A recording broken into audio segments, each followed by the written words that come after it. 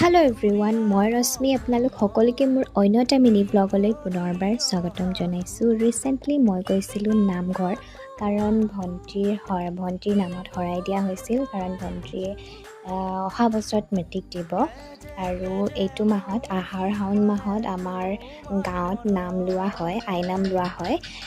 বেলেগ গাঁৱত ভাদ মাহত লোৱা হয়, কিন্তু আমাৰ গাঁৱত আহাৰ শাওণ মাহত লোৱা হয়। তো আমি এইফালে প্ৰসাদ খাই ল'লোঁ, আৰু এইফালে নাটকোলা, এইফালে মোক ৰাখি বান্ধিছে হেনো। তাৰপিছত এইফালে প্ৰসাদ খাই মেলি কৰি মেলি এইফালে গধূলিয়ে হ'লগৈ, আৰু এইফালে সকলোবিলাক উঠিলে। তাৰপিছত এইফালে চাওকচোন, গধূলি আমাৰ নামঘৰটো ইমান ধুনীয়া দেখায়, আৰু এইফালে পৰিৱেশটো শান্ত একদম। আৰু মোৰ ভিডিঅ'টো চাই যদি ভাল পালে আপোনালোকে, তেন্তে লাইক, শ্বেয়াৰ এণ্ড ছাবস্ক্ৰাইব কৰি থৈ যাবলৈ নাপাহৰিব। ধন্যবাদ।